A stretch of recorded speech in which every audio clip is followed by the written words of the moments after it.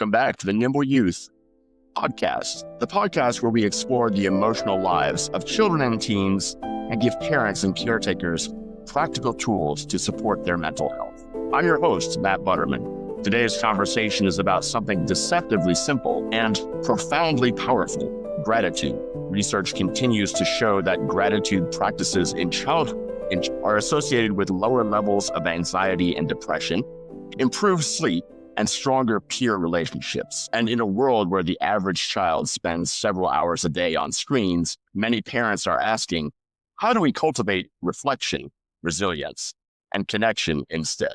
My guest today is Katie Wood, author of the best-selling children's gratitude journal, A Simple Seed. Katie is a mom of four, a former Division I athlete, a former special education teacher, an entrepreneur, and someone who has walked through profound hardship, including raising a daughter with a life-threatening medical condition. Katie, welcome to Nimble Youth. Oh my gosh, thank you for having me. Absolutely. So before we talk about the journal itself, I'd love for the listeners to understand the heart behind it. And you've described creating a simple seed during a very hard season in your own life. You were navigating your daughter's serious medical condition at the time. So can you tell us about that hard season and how it led to the birth of this journal? Yeah, so I feel like no author really writes a book unless they need it first. And that was really the birth of this. So about 8 years ago, my third daughter had a life-saving surgery for something called craniosynostosis, when the sutures of your skull fuse prematurely, not allowing your brain to grow. So as a parent, you can imagine, my mind started to spiral and I went to a very dark place. So I stumbled upon the power of a morning routine, of really learning science-based tools of how to center my mind. And so I used to get up and practice gratitude. I'd read something positive. I would practice positive self-talk. And I used to do these things so that I could have more awareness of how to turn the script down of those dark, scary thoughts. They don't go away. Unfortunately, the brain doesn't work that way. But these tools really heightened my awareness so that I could flip the script. And so I have never not had a morning routine because of how much peace it's really given me. Fast forward to COVID, a mom of four, I'm homeschooling 3 kids, I'm nursing a newborn, my husband's a paramedic, like cue the chaos again. And early one morning, one of my daughters came down and said, can you teach us how to have these mornings? Like, she came down during my morning routine and a light bulb went off. Like, yes, this is exactly what we're going to focus on during COVID, where the world is spinning out of control. How can you control what you can control? And that is your mind and your response and your attitude. And that's where I took my morning routine and started creating it for kids. And this became what we did during COVID. And then I saw there was a much bigger need than just my family, which led me to publish this book. Once at a time when negativity, darkness could have easily taken over. But for parents or teens who might find themselves stuck in that kind of negativity spiral when life feels overwhelming, just too much to deal with, what's one thing you might say to them? First, I think the first thing is to know that it's very normal that your brain will focus on the negatives, right? It's negativity bias. It's a 2 million-year-old brain that was created for survival, not for us to thrive. And the brain will magnify negativity way more than positivity. And the simple practice of gratitude and self-talk and reading positive, it's just a mental training. It's really training your mind to see what's right instead of what's wrong, because both are available. Wrong is always available, but so is right. And unless you do the mental work, your brain's always going to look for what's wrong. It's here to keep you safe, comfortable, and alive, which is why it scans the world for negativity to protect you. And until you have that awareness and change something you do every single day, then your outlook will change. That's a very important point. So was there a specific moment when you realized that gratitude wasn't about ignoring the pain, putting it aside, but it was about holding both pain and hope in your hands at the same time, right? Gratitude is not pretending your life is perfect. It's just choosing where you place your attention, right? And it's training your mind to see the good, which builds resilience when you're in the storm. That, at the end of the day, it's a perspective shift and something you need to practice every single day. And really train your mind, rewiring that neuroplasticity is very real. It's doing the work because your brain's going to work for or against you. A topic that we talk about often on this podcast and something that often gives us, we'll just say some pause, is the elephant in the room, on this podcast, and as we live in a digital world, and parents often feel like they're losing the battle against screens, against devices. And so this journal that you've created for us seems like a remedy. Pen and paper, doing it the old way, right? Yeah. But let's be honest, some kids are going to roll their eyes when they're handed a quote gratitude diary instead of a screen. What would you tell parents who are maybe worried that their children won't participate in something like this? I mean, I'm pretty old school. I'm like, it's the same reason why we make our kids brush our teeth. Like, as parents, we know what habits are good for kids and what aren't. Any kid in the world could sit in front of a TV for 5 hours and be completely just drawn to what's on the screen. But as parents, I'm a big believer in we need to pick our hard. And the hard thing to do is turn the TV off and create good habits. Like, that is hard to do. But you either do the hard now or you do the hard later. And the hard later is dealing with the side effects of a kid who's addicted to screens. They're both hard. So it's like a pick your heart. I'm not saying, there are kids that are definitely going to roll their eyes. My own kids sometimes don't feel like doing it. But it's created that it's engaging. It's created with jokes and humor. It's created to be simple, hence why it's called a simple seed. It's simple to do. It's simple to not do. That's your choice as a parent. But, the world has changed dramatically. Character and values and the science of happiness has not. And it's just being intentional and taking the time to plant the seed, to give those kids these good habits, to give them strong roots so that they can grow up and handle what the world throws their way. So I'm a big believer in pick your hard. We as a family, we have our kids do this journal. Some mornings, they don't go perfectly, and that's okay.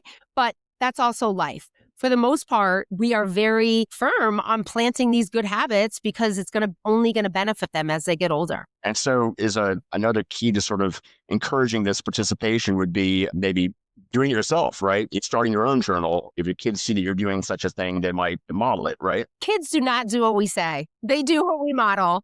Right. It is mirror neurons. Yeah, where your brain is going to emulate what you see. And that's why you have to be very careful of the content you consume. And as a parent, 100%. Like, my daughter would have never came down that morning and asked to do a morning routine had I not been doing it. So it 100% starts with parents. Of actually writing things on paper. I mean, actually in the process of writing my first novel right now at the age of 56. Awesome.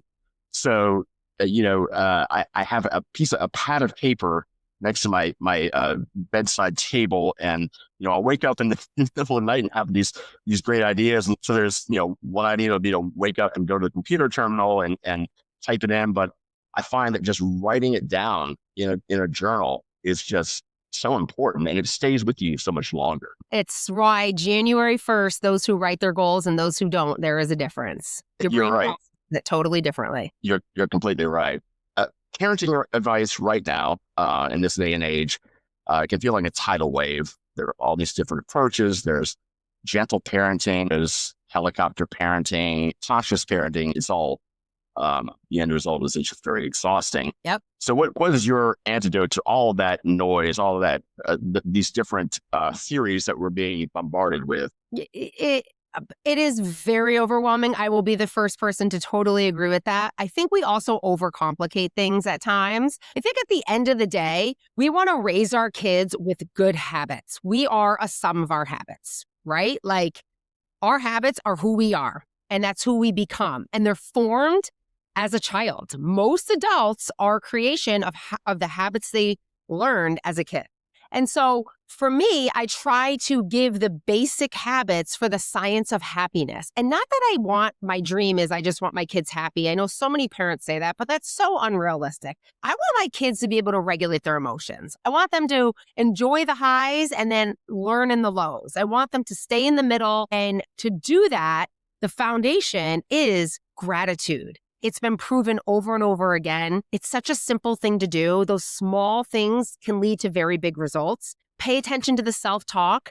We all have this voice. What follows your I ams as a boomerang will come back and follow you. Going into the world with that service mentality, like, how can I bring joy to someone? Whose day can I make better? And the more good you do, the world will reflect that back to you. And then the training your brain to read something positive. Doing those things, you cannot argue, will help any human. It cannot be argued. It's scientifically proven. So I try to just stick to the basics, do the best I can, what's right for my kids. I know there's no one size fits all, but at the end of the day, there's not a single kid in the world who wouldn't benefit from those practices. Simplest practices, what we might think is the easiest things that we do are, in fact, the most powerful, right? Yeah, correct. Yeah. So you talk about planting what you call seeds of resilience, and I love that metaphor. But it's a Monday morning and everyone's late. The backpacks are missing and no one's cooperating. So Yeah. how do you deal with the reality? We've been there. We've all been there. I'd be lying if we haven't as well. Doing a simple seed journal doesn't mean your day is perfect. It does not. But what it does mean is that tiny moments can anchor the day. When you get up in the morning, the reticular activating system, the RAS in the back of your brain, it gets up along with you and says, what do you want to focus on today? And I'm sure you know this by studying the mind. And we have this ability to program it, right? So in the morning, even if it's chaotic, I'm still having conversations while making lunch, while they're eating breakfast, to say, what is something we can be grateful for, right? Or I heard this woman had this isn't my idea, but I love it and I'm using it. When you're going to school and there's traffic and it's chaotic and you're late, but fortunately, you have a car and you have the ability to go to school that has heat and lights. It's just a mindset switch. So it's not about perfect mornings because real life is messy. The goal is not a perfect routine. The goal is planting the seed so that your kid, even in hard days, has the awareness to really flip the script, turn the volume down on the negativity, and choose to see what's good around them. That's the goal. Yeah, for sure.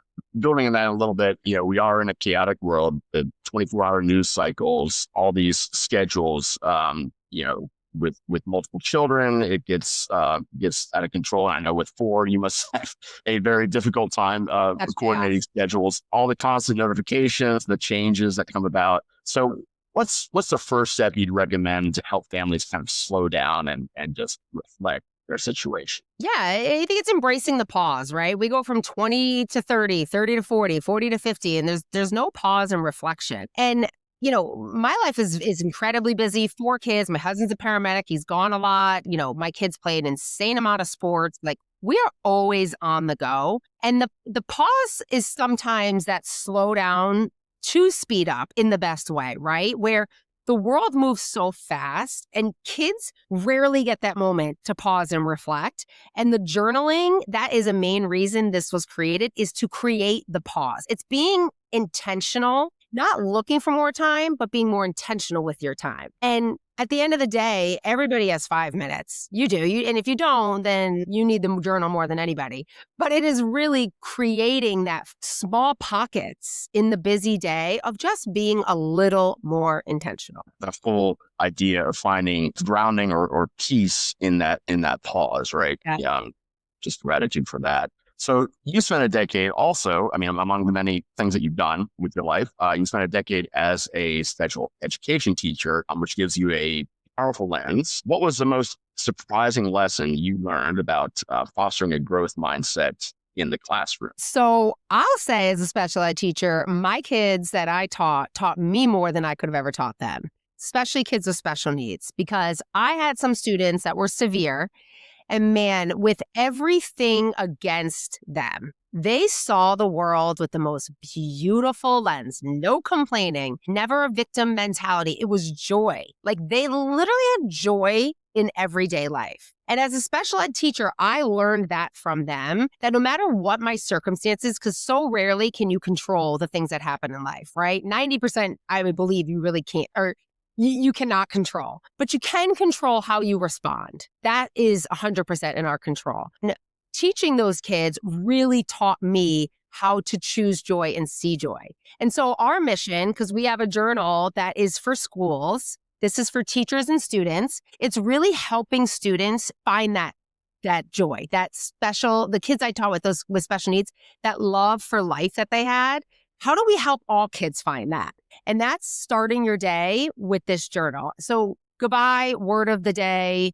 We don't need to talk about the weather in the morning. Kids are already dressed. Like, change the way the world is changing. We need to start teaching kids how to think, not what to think. And we have over 300 schools that are doing this every morning to start their day with the right mindset. It's the pause. And what happens is their cognitive function goes up because they have really learned to center themselves, get focused, and come from a place of joy where their day flows better. And it's incredible what some schools are doing. Of that. I mean, it's such a great thing to do, I think, to focus on what you have and not on what you lack, because Yeah. I think oftentimes we're conditioned to focus on what we lack, and it's not right. Yeah. You shared that the book was inspired by your daughter asking how to create these magical mornings, which I love that phrase. How did your other children respond to the journal? Was there a universal acceptance of it? Was there some resistance among your kids, or how did that play out? No, you know what? We did it. We kind of created this journal as a family. You know, there's jokes. My kids were in charge of that. I actually created a community of 1,000 moms, dads, and teachers on Facebook and asked, if God forbid tomorrow's your last day, what is the one thing you want your kid to know? And really helping with that proactive parenting. So much of parenting is in reactive mode, after the bully, after the failure, after the mistakes, where when we have those 100 really powerful life lessons, we're planting those seeds so that the kids, are learning it before the situation, helping set up kids so that they can handle the hard moments. So my kids, because it was a joint effort, did not have a lot of resistance in creating it. I mean, yeah, was it like fa la la la la the whole time? No, it wasn't, but what is? And so I will say there was a lot of lessons learned. They saw grit. They saw resilience. They saw hard work takes time. They saw this really isn't an Amazon society and a microwave society of the quick hit. Like, this was a journey from start to finish, and they witnessed the whole thing. And there was a lot of failure and tears and wanting to cry, but knowing it was a group project, I wanted to quit, but could not quit because I could not let them down. So yeah, it was an up and down journey for sure, but for the most part, it was a good group effort. Yeah. So not to put you on the spot unnecessarily, but if this journal could fix one thing about modern childhood, what do you think that it would be? That's such a good question. I would have to say, it would be I'm a very big believer that your life is only as good as your ability to notice the good. And that is the truth. And I think a lot of kids have not learned that. And I think it's one of those things that when we grow up, as parents, we realize it. And then we do the work to unlearn probably all the bad habits we learned, right? We spend a lot of time unlearning.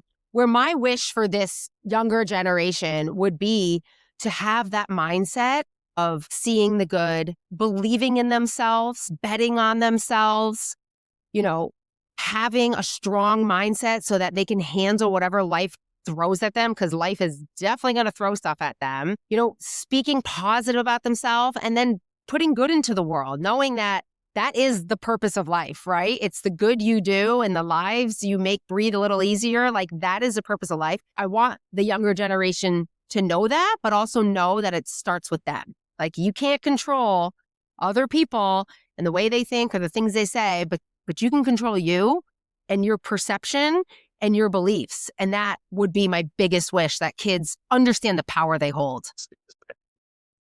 Amazing force, isn't it, really? It's an amazing force. It is, yeah.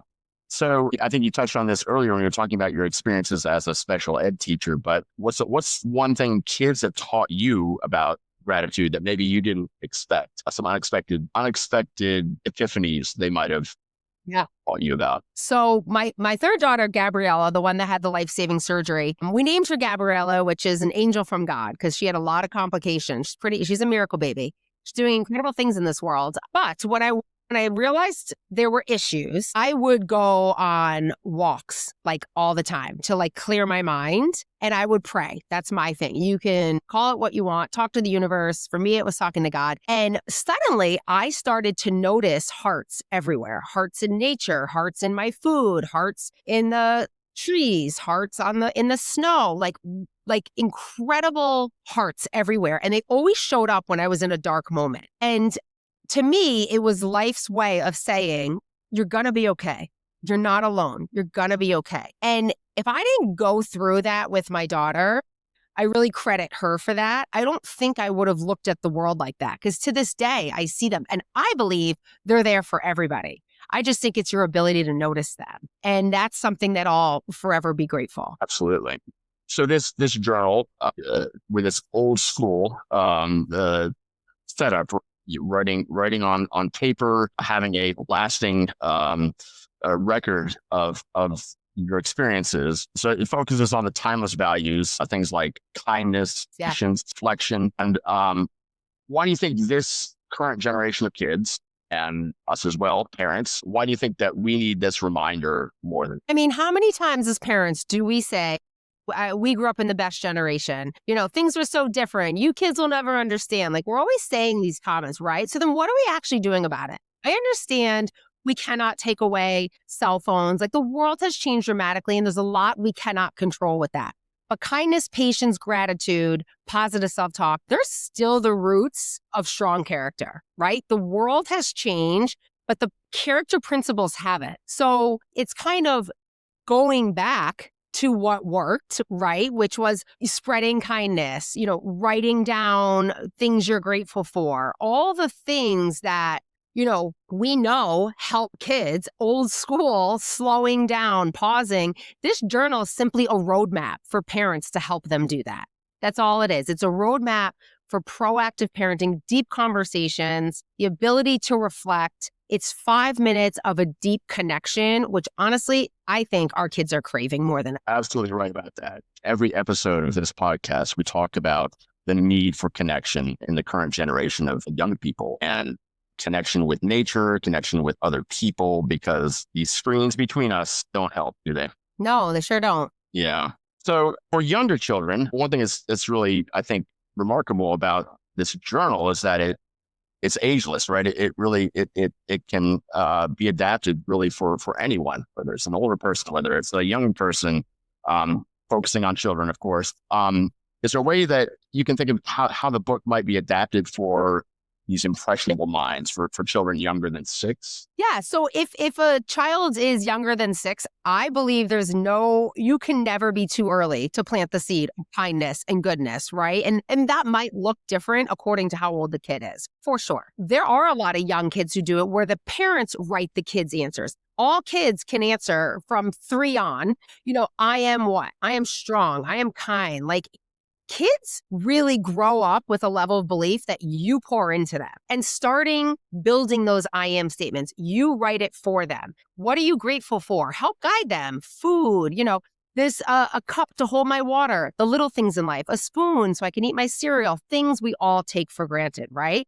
Bringing awareness at a young age only benefits kids. And then whose day can I make better? Kids love to spread the goodness, right? It's like that gift giving, that feel good. It's a double win for the kid and for you going out and doing the goods. Any age can do it. Even teenagers, as people, we have the elderly in convalescent homes doing it to keep their minds sharp. The lessons are for all walks of life. The reason it was created and designed for the younger age is to really plant those seeds and build those healthy habits when kids are most impressionable. Yeah, for sure. And it's about, I guess, giving them the right prompts at any age, right? Yeah. The right things to think about. So Katie, as we close, I keep thinking about something you've said about planting seeds. Yeah. Because in youth mental health, we often focus on the crises, the overwhelming anxiety, depression, screen overuse, academic stress, but gratitude is preventative. I love that whole metaphor. It's protective, and it's a small daily act that builds emotional muscle. Before we wrap up, is there one final encouragement you'd like to leave? Yeah, I think you don't have to be a perfect parent. There's no such thing. And you don't want to be a perfect parent because you don't want your kids growing up being like, I have to be perfect. Why do I not feel perfect? Right? It's not realistic. But you can plant the seeds every single day. And here's the reason why. A simple seed is like the acorn, right? Like an acorn can turn into the mightiest tree in the forest, which is the oak tree. And there's an oak tree inside every acorn. But why do so many acorns stay dormant? And why are so many acorns just sit around? And that's, I believe, because we haven't pulled out the greatness in them. And in order for an acorn to become an oak tree, it has to have the right environment. the right sunlight, the right, water. And that's what we're doing. We're planting these seeds to give these kids strong roots so that they can grow into the best version of them. And when the winds come and the storms come, they don't get knocked down. They have strong roots. They stand firm. They have the tools. They're equipped. And one day when you send them off to college, you're still a parent, but really your influence has gone way down. You can look them in the eye being like, I gave you it all. I gave you those roots. I've planted the seed.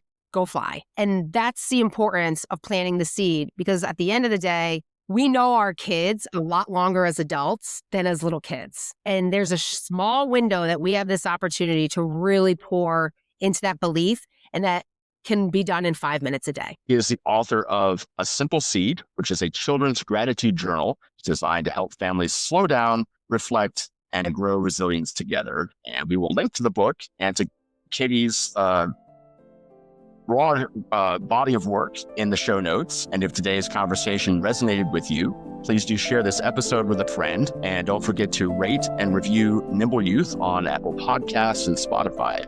Your support helps us continue these important conversations. Until next time, remember, small seeds planted consistently can grow into something extraordinary. My thanks to Katie Wood, and my thanks to you for listening today. We'll see you next time.